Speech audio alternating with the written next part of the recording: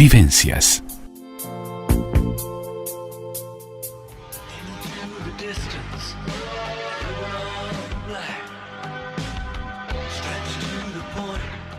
Y ya estamos aquí junto a Jorge Bafico, psicoanalista, escritor, conferencista, comunicador.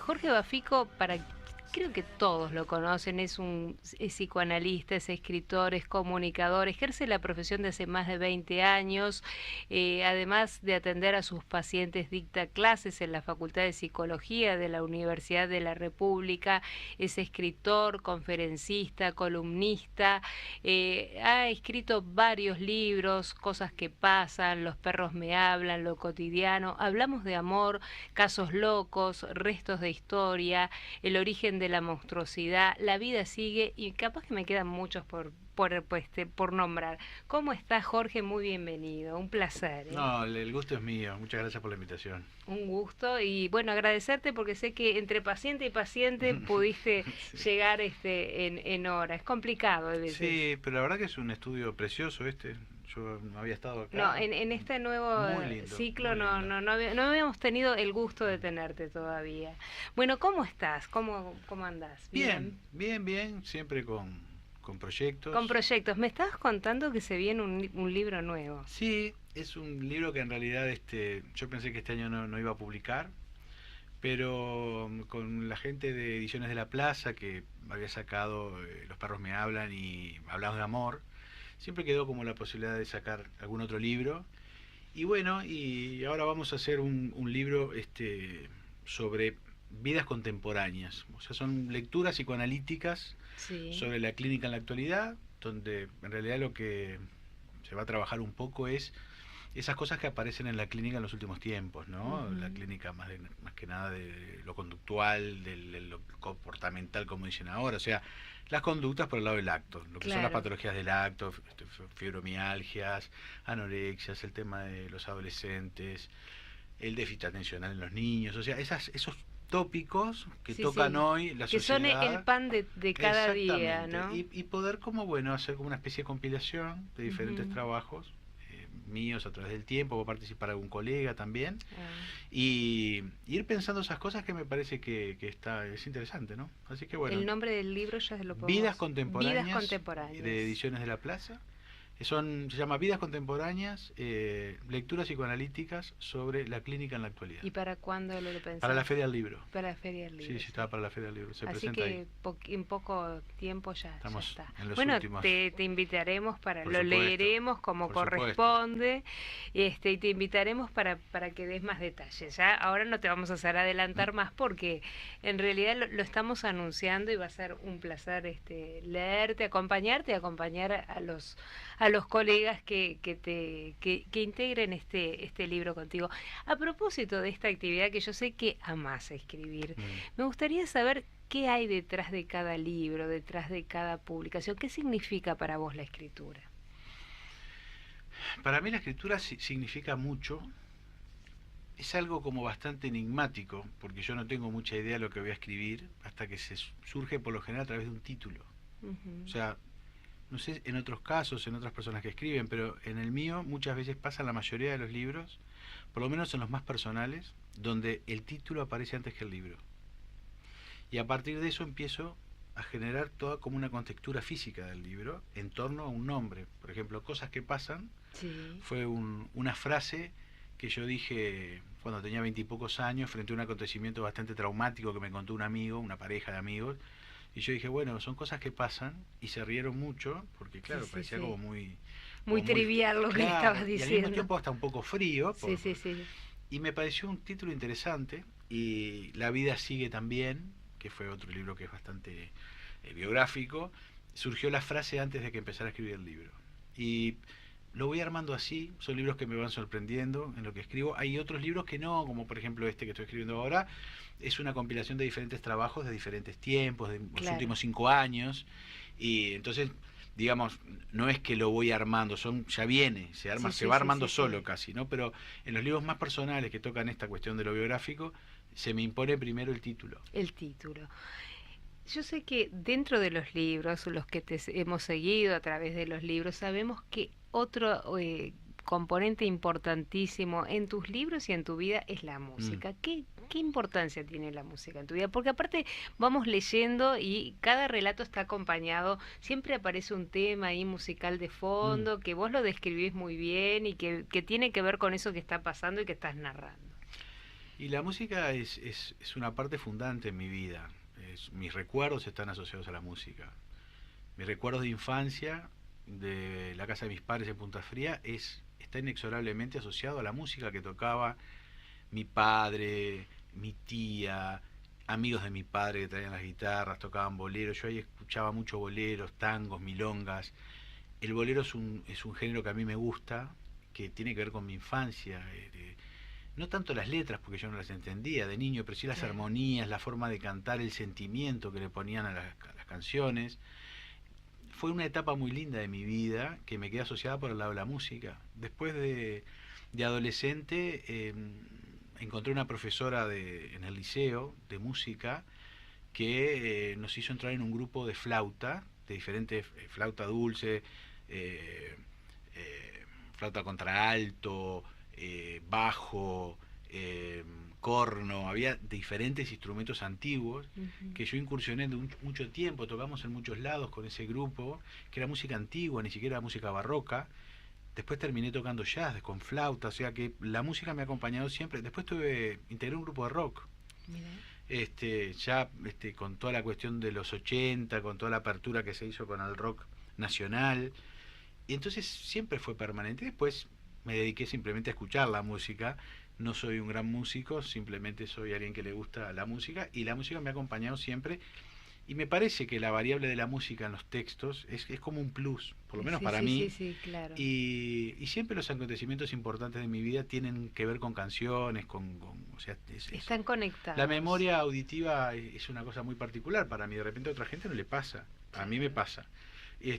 Y bueno, y muchos libros tienen algo de música, ¿no? Todos, yo te Sí, diría que casi todos, sí, algún tema musical sí, sí. tocas y estaba, cuando llega algún personaje, alguna Mm, instancia, algún encuentro, está sonando alguna música y aparte mm, vos ponés la música, cuál es, y bueno, generás un ambiente con mm, eso también. Te voy a llevar un poquito, vamos a hacer un picoteo, ¿te parece? Por los distintos libros. mm, Así, ya la gente los ha leído, pero vamos a retomar a tus viejos y mm, queridos hijos, entre mm. comillas. No sé si se puede decir hijos a los libros o Son como objetos muy muy queridos, queridos. sin Ya, dudas, sin duda. hijos porque nacieron de Mucha ti, gente le por dice decirlo hijos, sí, así. O sea, sí. son producto de un nacimiento. Por eso no Producciones tomando. especiales y particulares de una época, Ahí está. ¿no? En ese caso sí son como los hijos, ¿no? Cada hijo pertenece a una A época una y época a un deseo determinado de un padre, de una madre, que se articula en ese hijo que viene al mundo. Yo creo que los libros en parte tocan algo de eso, ¿no? Del cariño, o hasta la bronca que le puede generar escribir un libro a veces, ¿no? Claro, sí, sí, sí. Yo creo que los has disfrutado mucho. Alguno, Sí, algunos lo he sufrido. el de La vida sigue te costó. 9 años, Sí, la tú vida sigue, tuviste sí, la vida sigue fue. Lo que pasa es que la vida sigue tuvo todo un componente emocional. emocional y una deuda con un amigo. O Claro, sea, la promesa de escribir un libro, una promesa absolutamente absurda, porque ni siquiera se la hice a él. claro. Era una promesa que me hice a mí mismo, una cosa, y que yo mismo me metí en el brete de escribirlo, y al mismo tiempo tenía muchas cosas para escribir, pero al mismo tiempo me daba cierto pudor escribir alguna, entonces Sí, eso me sí. llevó 9 años para encontrarle una vuelta, Una vuelta de cómo de cómo. escribirla y cómo decirla. Pero antes de Mm, meternos en La vida sigue, Restos de historia, un libro en el que tocas distintos temas, el duelo, la mm, resiliencia, la psicopatía, el amor, los tiempos de internet, la tragedia, la violencia, la segregación, los traumas, la depresión y entre tantos temas, ¿no? Veamos el dolor que está ahí presente en este libro. ¿Se puede transformar el dolor a través de la creatividad, a través del proceso del arte, a través del proceso de la escritura? Por ponerte un ejemplo, ¿no? el dolor se puede, digamos, metabolizar en una creación que permite vivir. O Ujú. sea, por ejemplo, estoy pensando ahora en algunos autores como Clarice Lispector, como Marguerite Duras, como Amélie Nothomb, que es una autora que a mí me encanta, que la descubrí hace poco.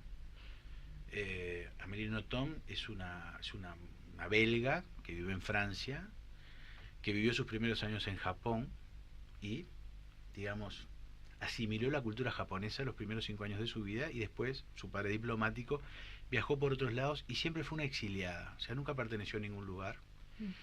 De alguna manera se sentía japonesa. Cuando a los 22 años regresa a Japón, se da cuenta que no era el Japón que ella había fantaseado y había imaginado. Y ella escribe 4 libros por año. O sea, hay que escribir 4 libros por año, de los cuales publica 1 y los otros 3 los desecha. No los destruye porque ella dice que son sus hijos. Ella dice, son mis hijos. ¿Viste? Ya no tiene hijos, ¿Viste pero tiene libros. que la gente dice, Tal eso cual. no era que yo lo inventé, ¿no? Ella dice, son mis hijos, y como son mis hijos no quiero que los destruyan. Claro. Pero tampoco quiero que los publiquen cuando yo muera. Entonces está pensando qué hacer con esos libros. Claro, es raro Es lo que es interesante. Porque ella tiene una relación con su escritura que la salva de la locura y la salva del suicidio. Lo dice ella, no lo digo yo. O sea, ¿Y a cuántos ha salvado? Y el arte tiene mucho que ver con eso. Cuando el artista está realmente jugado, a veces no alcanza, como en el caso de Van Gogh. Su arte no alcanzó, pero sí, por ejemplo, con Dalí, sí con Amélie Nothomb. Amélie Nothomb dice, si no escribo me muero. Escribe todos los días, 8 horas por día, de lunes a domingo sin parar. No puede dejar de escribir. Una terapia, ¿no? Yo creo que es una forma de resistir lo que ella dice frases que son fabulosas. Dice, yo vivo en un infierno y la única forma de salir de él es escribiendo. O sea que ahí tenés la respuesta de qué hacer con la escritura. Bueno, para ella no solamente que es terapéutico, yo diría que es aún más que eso. Es terapéutico, por supuesto, porque le permite es un motor jugar, de vida. Sí, jugar con esos significantes que la abruman, los pone en letras, en cuentos, en historia, y le permite sobrevivir. Pero, digamos, no todos manejan el arte y la escritura desde ese lugar. Por suerte, ¿no? Por suerte. Sí, bueno, pero también artistas plásticos de alguna manera pueden canalizar a través nuestro querido su arte. Emilio Bolinches. Ahí tenés otro caso de un artista que está realmente jugado en lo que hace y su vida tiene que ver con su obra. Es un O sea, y es poeta también, Emilio. Muchas cosas. Es poeta sí, también. Sí, es un artista realmente, ¿no? Y que está jugado en el arte. Lo tengo que invitar a este nuevo ciclo. No ha venido por acá, lo tengo cerca, así que lo voy a invitar. Lo voy a invitar porque es un placer, el querido Emilio. Si te parece, hacemos una breve pausa. Continuamos aquí luego de la pausa junto a Jorge Bafico.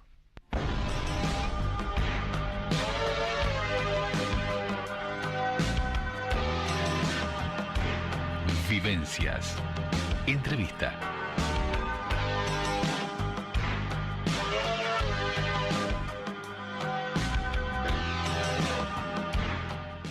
Y continuamos junto a Jorge Bafico, navegando un poquito por todos estos libros que de alguna manera en distintos programas fuimos tocando. Y te voy a remontar al origen de la monstruosidad, un libro en el que decidiste abordar la temática de los asesinatos, que a veces es difícil el tema de los asesinatos. Uno se pone a pensar y después que lees el libro o que ves los noticieros, caminan entre nosotros. Yo creo que eso es lo más espeluznante. A ver, no sé qué, si te pasó después de escribir el libro o antes esto que te estoy diciendo. No, el origen de la monstruosidad surge como una continuación del libro Los perros me hablan. Sí. Los perros me hablan también son historias de asesinos en serie. Yo trabajé muchos años como psicólogo en la cárcel, cerca de 10, 11 años, en el Penal de Libertad, con Cara en su momento, y digamos, vi muchas cosas. Claro. Tuve que metabolizar muchas cosas siendo casi un adolescente, porque empecé a trabajar con 22 años, 23 años, y siempre me generó cierta fascinación el asesinato inmotivado. O sea, no el homicidio por una pasión, por odio, por amor, por lo que fuera, o por un móvil económico, sino aquel sujeto que mataba sin saber por qué. Yo vi algunos casos de eso, porque estaba en un piso que había algunos asesinos que tenían esas características. De hecho, el primer caso, o de los primeros que yo vi, fue un sujeto que había matado a su mujer con una tijera. La había apuñalado y la había matado y había herido a 2 policías.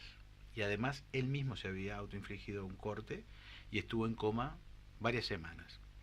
Cuando él despierta, lo primero que pregunta es por su mujer. Cuando yo leo la historia y veo la ferocidad de ese individuo, ¿no? Porque hay que hacer lo que él hizo, lo voy a entrevistar y me imagino que voy a ver un hombre que me va a asustar, no sé, Claro, la representación que uno se puede hacer de una persona que hace esto. Y lo que me encontré fue totalmente lo contrario. Un sujeto súper frágil, tímido, que en realidad no sabe lo que le pasó, no sabe por qué hizo eso. Después cuando él me cuenta, yo trato de armar, digamos una conclusión al respecto, que es lo que llama un pasaje al acto. Él enloquece, en ese momento enloquece por determinadas cosas, y en vez de delirar como hace la mayoría, lo que hace es comete un pasaje al acto que es un homicidio de esta magnitud. A partir de eso me empieza a interesar la temática y llego al tema de los asesinos en serie como algo que no digo que es una moda de la actualidad, pero sí que es un significante de esta época. O sea, si bien hubo asesinos en serie, lo que se puede entender como un asesino en serie en la historia de la humanidad, no hay duda que de la década del 60 en adelante, digamos, se da en mucho mayores casos que hace 100 años o 200 años atrás. Es como lo de suicidio, es contagioso. Sí, claro. Claro, ¿no? A ver, porque viste que antes no se quería hablar del suicidio porque decía que era contagioso. ¿Qué quiere decir contagioso? A ver. Cualquier delirio, cualquier patología tiene un fenómeno de identificación que se llama la envoltura formal del síntoma. La que es la envoltura formal del síntoma es aquello que nos nutrimos de nuestra cotidianeidad para generar algo. Los delirios de hoy no son los delirios con Napoleón, como antes, que se representaba al loco con el gorrito y la mano adentro del saco.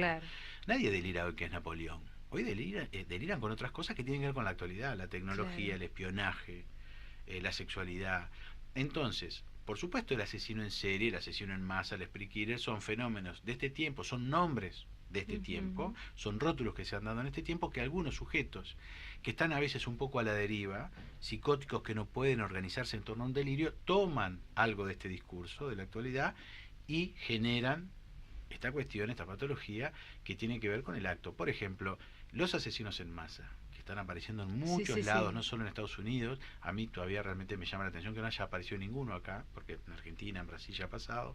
Son sujetos, digamos, que tienen un componente muy paranoide, son sujetos desconfiados, que se creen que la gente los segrega, que no los quiere, bueno, y terminan generando un odio tan brutal que termina en un acto de venganza masiva, de ir a su escuela, ir a su liceo, a su colegio, a la universidad, lo que fuera, y van y matan gente al barrer.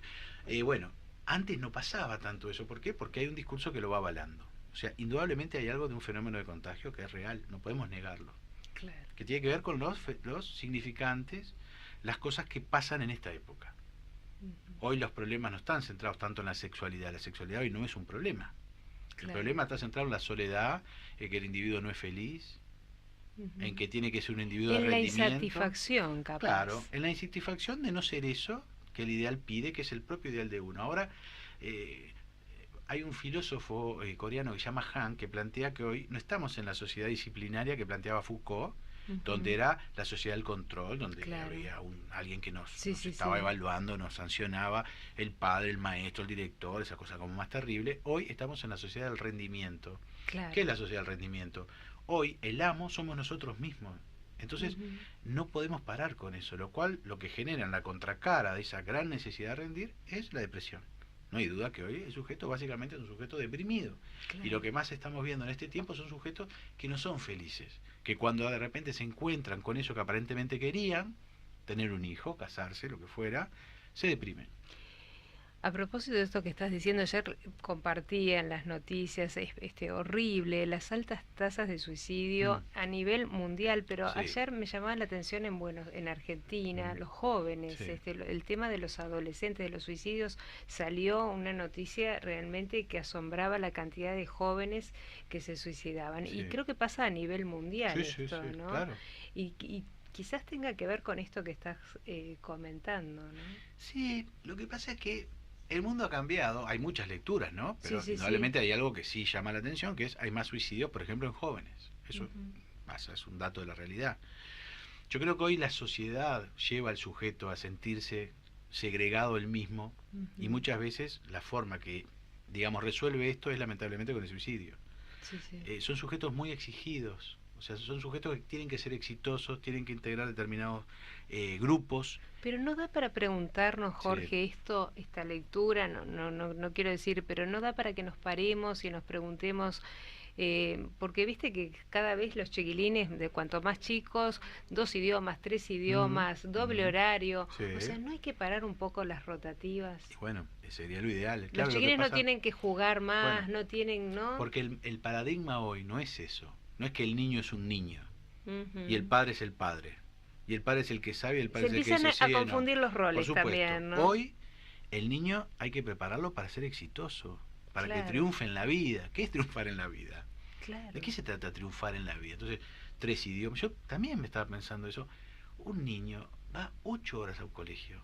Es necesario que vaya 8 horas, ¿no? Porque así aprende el idioma. Bien, dentro de poco tiempo, si no está allá, va a haber una aplicación donde uno va a poder ponerse un aparatito en el oído, un audífono, y poder escuchar en tiempo real la conversación con otro. O sea, ni siquiera va a ser tan necesario. Sí, sí. La tecnología nos va a permitir que uno no tenga por qué aprender un idioma para hablarlo. Entonces, ¿por qué tenemos esa gran necesidad? Porque necesitamos que nuestros hijos triunfen en la vida. El triunfar en la vida tiene que ver con eso de hoy. Eso hace 50, 60 años no era lo importante. Lo importante que era trabajar, casarse, tener hijos, el techo, lo que decía la gente, no Ujú. tengo el techo. Hoy los paradigmas pasan por otros lados que tienen que ver con el éxito personal. Entonces estamos mucho más hiperexigidos, pero la exigencia viene de uno mismo, ese es el gran problema. Y lo que trae como la contracara muy fuerte es la depresión.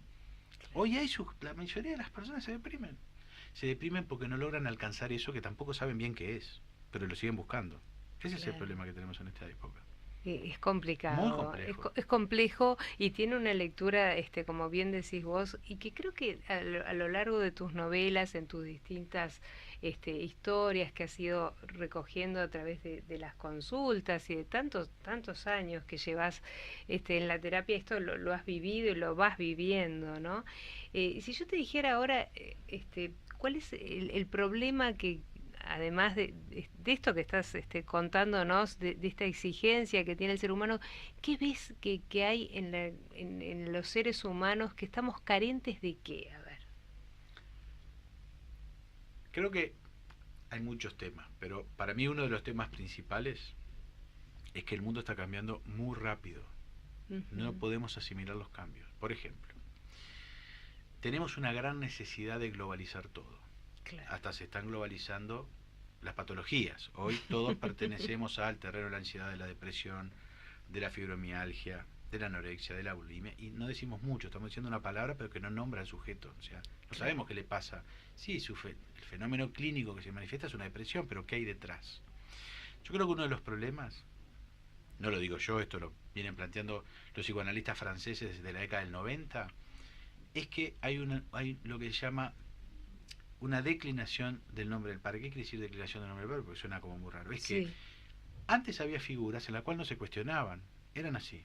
claro. El padre decía no, y el niño no le preguntaba por qué no. Era porque el padre decía que no. No había un cuestionamiento si está bien o está mal. Ujú. Hoy eso no existe y el niño negocia con su padre y el padre no tiene herramientas y termina haciendo lo que quiere el hijo. Bueno, pero acá voy a Mm, tener que quebrar a una ver, lanza en contra de los psicólogos. Fueron los psicólogos los que hace 20 años vinieron diciendo hay que dejar que el niño cuestione al padre, cuestione al un error. maestro, cuestione o Un no. error de los ¿No fue psicólogos. así? Sí, sí, un Psicólogos error y de los médicos y psicólogos. psiquiatras Totalmente de todos, acuerdo. ¿no? Es más, hemos llegado a la locura. Esto lo va a decir justamente un psicólogo. Por eso te Donde digo. los psicólogos ocupan un lugar que no le corresponden en la mayoría de los casos. A ¿Qué es ver, lo que ¿cómo es pasa ahora? esto? El padre tiene un problema con el hijo y no sabe qué hacer, cómo resolverlo, Y te lo cómo, manda el y va al psicólogo. psicólogo. La pareja tiene un problema y en vez de tratar de resolverlo, va al psicólogo. La escuela hay un problema y va al psicólogo. Entonces el psicólogo se ha convertido en lo En, que antes eran los padres. en un depositario de Sí, problemas. pero un lugar muy difícil, digamos que no le corresponde al psicólogo determinar Claro, algunas cosas sí, y que sí. los psicólogos nos hemos tomado el atrevimiento de aceptar ese lugar y operar desde ahí como una especie de gran padre, de gurú, Sí, del sí. hombre que tiene todos los tips y las herramientas para darle a los demás, lo cual me parece que es el lugar más desacertado que puede tener un psicólogo en la sociedad. Lo digo con todas las letras. Está lleno de psicólogos que están dando herramientas, diciendo qué es lo que hay que hacer, cómo hay que hacerlo. Yo creo que es un error, no es nuestra función esa. Esa es la función del cura, de otrora. No, tenía un problema, iba al cura, el cura decía el nombre de Dios, claro. ¿no? Ahí apelaba al ideal, usted lo que tiene que hacer es esto, confesar. Nosotros no tenemos que hacer eso. Increíblemente, esa carencia que está pasando en este tiempo, la ocupan los técnicos, los psicólogos, los médicos, los psiquiatras. Entonces ahora, ¿qué es lo que aparecen? Libros y libros y libros de autoayuda, donde nos dan herramientas para qué hacer, cómo hacerlo, dónde hacerlo. Y eso me parece que es un error. Hacemos, ¿te parece, la última pausa y continuamos aquí en Vivencia junto a Jorge Baffico?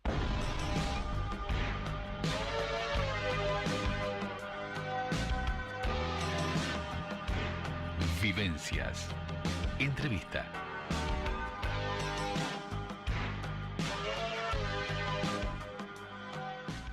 Y aquí yo en la pausa le leía a Jorge, continuamos dialogando con Jorge Baffico, varios mensajes que me pedían y me decían que digas cómo es el nombre del nuevo libro, cuándo va a salir, porque la audiencia te mandan muchos saludos, tenemos varios mensajes, se los agradecemos Muchas gracias. A todos, porque son varios, y muchísimas gracias a todos por los mensajes. Bueno, vamos a pensar que en el mejor de los casos el libro, porque claro, todavía no salió, se está haciendo, va a salir, está planificado para que salga en octubre. En la Feria del Libro se va a hacer la presentación seguramente, pero yo creo que a partir de octubre ya va a estar a la venta en las librerías. Se llama Vidas Contemporáneas. Es como un paseo por las diferentes temáticas de la clínica actual. Sí, que en parte tendrá que ver con lo que veníamos hablando, con los temas que vinimos abordando. La función del padre, claro. Las toxicomanías, el poliamor, algunos temas que aparecen, para poder pensar. El poliamor, a ver, ¿cómo es esto? Contanos un poquito del poliamor. Eso del poliamor no es un artículo que escribo yo, lo escribe una colega, pero habla de este fenómeno que apareció, se instaló en la Argentina a partir de una actriz, Florencia Peña, donde, frente, digamos, al supuesto engaño, la infidelidad del marido, de la pareja, ella dice, yo estoy a favor del poliamor. Y el poliamor es como que hay una libertad para que cada uno en el terreno sexual pueda salir y haga, y esta colega plantea cómo en esta época, qué es lo que pasa para que se instale esta idea del poliamor como algo aceptado. Esto hace 50 años era imposible de ser aceptado, ¿no? El poliamor se llama de otra manera, claro. ¿no? Hoy, como la sociedad estamos llenos de nombres técnicos, de diversidades absolutas, el poliamor aparece como una de ellas, ¿no? Claro, y esto un poco como que viene de la mano de lo que estábamos. Han cambiado tanto los roles, han cambiado tanto, estamos tan abiertos que a veces también tanta apertura, a veces también tiene sus pros y sus contras, ¿no? Creo que es un momento, capaz que en el libro lo tocan, de que nos pongamos a pensar a ver qué es lo que estamos haciendo, dónde estamos parados, hasta qué punto llegamos y por qué, ¿no? Cuestionarnos, como así se están cuestionando los psicólogos en cuanto a las terapias y en cuanto a su función, cuestionarnos como seres sociales inmersos en esta sociedad, cuál es el rol de los padres, cuál es el rol de los comunicadores, cuál es el rol de la familia. Los roles como que se están desdibujando, me parece, ¿no? Sí, tal cual. Y pero de hecho yo creo que hay varios psicólogos que están, mismo acá en Uruguay, que están como planteándose eso. O sea, la función del padre, la función del maestro, de qué se trata. Yo como te dije hace un ratito, yo creo que estamos viviendo en un tiempo de mucho cambio. Y esos cambios no podemos terminar de metabolizarlos. Y eso lo que genera es como un gran pánico y un gran caos. No sabemos muy bien qué hacer con todo esto nuevo que está pasando. Con la indignación. No sabemos qué está pasando con la indignación del otro. Ahora, viste que hay todo un movimiento de indignados, no solamente en Francia, pero sino en todos lados donde... No hay solo chalecos amarillos en Francia, decís. De hecho, ahora en Brasil va a haber un congreso que se llama ENAPOL, es un encuentro de escuelas de orientación lacaniana, que va a trabajar 3 temas bien contemporáneos: la violencia, el odio y la indignación, que son temas que nos atraviesan, la violencia, el odio, esta bronca. Uno ve en Twitter la violencia. Erich Fromm lo trató muy bien, ese tema de la violencia y el odio, Sí, tal cual. Entonces, son fenómenos que nos están atravesando y que no podemos ponerle un límite. Y tenemos poco tiempo de pensar. vivimos siempre apurados, ¿no? Claro. Por eso yo reivindico y agradezco estos espacios que se nos dan a los psicoanalistas para poder justamente subrayar el valor de la palabra, en un tiempo donde cualquier problema que uno tiene rápidamente va y pide una medicación para ver si lo calma. Claro. Y lo que no se calma es lo que le pasa. Puede, digamos, disminuir su manifestación clínica. O sea, si tiene angustia, puede bajarle un poquito la angustia. Si llora todo el día, quizás la medicación pueda hacer que llore menos. Claro. Pero el problema de base no lo saca. Hay que buscarlo. Hay que buscarlo, y para eso hay que pararse, hay que parar un poco, pararse del mundo, salir. Sí, y ese sí. es el espacio de un análisis. Poder pensarse desde otro lugar, ¿no? Y salir de esta vorágine que estamos todo el tiempo corriendo sin saber bien por qué. Y también salir del hedonismo ese de querernos estar bien, anestesiarnos y no sentir dolor y que todo sea perfecto y que porque claros y oscuros siempre hubo, ¿no? Y hay que aceptar esas cosas. Bueno, eso es lo que le están planteando los filósofos en la actualidad, como Bauman, como Hahn, claro. Esta cuestión del paradigma de la felicidad. De que hay que estar todo el tiempo feliz, de hay que estar bien. De la realidad sólidamente líquida. Exactamente, lo que uno ve en Facebook, ¿no? Que todo el mundo está contento y feliz, y uno lo que ve por lo general es que la gente que más muestra en las redes sociales es la que está peor. O sea, todo eso que muestran no es real. O sea, claro. Entonces, bueno, son los tiempos que corren y también nos tenemos que adaptar a ellos, ¿no? Por eso, desde el psicoanálisis de la orientación lacaniana, estamos tratando de pensar todas estas cosas que nos atraviesan. Bueno, ¿qué pasa con la indignación? Que es algo que se ha instalado tanto en nosotros. Uno siempre está como indignado con el otro, ¿no? Bueno, tiene un motivo todo esto, y bueno, y justamente en la medida que se va pensando que se pueden hacer cambios, ¿no? Mira, me hiciste acordar, cuando me iba acá del programa la última vez, una señora cruzaba indignada la calle y rezongaba a los autos, pero estaba cruzando con la luz roja, Jorge. Sí, claro. Entonces digo, ahí te reís, porque yo la miré y dije, pobre, viene indignada, tiene razón, no la están respetando, pero cruzaba con la luz roja ella. Claro. Entonces digo, también... Son las épocas, ¿no? Del hedonismo, de la cuestión autorreferencial, del narcisismo, donde todo pasa por uno, ¿no? Pero también nos llevan a ese lugar. Claro. Tú sos feliz, la propia psicología actual, tú eres feliz, tú tienes que ser feliz, tienes que pensar en vos, no tendría que ser tan así, pero digamos, la propia sociedad, el propio mundo de hoy es el camino que nos va a conducir. Sí, tal Capaz cual. que nos tenemos que parar en este camino y hacerle frente al camino y ver que estamos, cómo estamos parados, por lo menos analizarse. Yo creo que analizarse es una forma de hacer eso, de poder decir, bueno, me tengo que pensar desde otro lugar, porque algo no está bien. Si estoy siempre indignado, el problema pasó a ser yo. Si siempre estoy violento, si nunca encuentro el amor, si siempre soy estafado por el otro, si siempre, digamos, mi vida está mal, algo está pasando conmigo. Es mucho más fácil estar indignado y culpar al otro, que es lo que hacemos básicamente todos, culpamos al otro de lo que nos pasa. Me parece que el análisis es como para que uno pueda correrse ese lugar, de esa ficción que se generó, en este caso la indignación, y poder decir, no sos vos, soy yo. Eso me parece que es importante en un análisis. Me hiciste acordar una película argentina, ¿te acordás? No soy vos, soy yo, que era muy graciosa. De Diego Peretti, porque en esa película el individuo está como 6 meses hablando todo el tiempo de por qué no puede entender por qué su mujer lo dejó, y lo dejó de la forma que lo dejó en el aeropuerto, ¿no? Cuando él está tomando el avión. Bueno, esa es una persona ideal para que se analice, para que no esté tanto tiempo dándole vueltas en círculo a algo que tiene que ver con él. Bueno, sí, lo dejó. ¿Y qué pasa con eso? Es aconsejable ver esa película. Sí, es muy buena. Se las aconsejamos, van a pasar un rato divertido y también van a reflexionar sobre todo esto que estamos hablando. Un inmenso placer, como siempre, se nos van los minutos volando.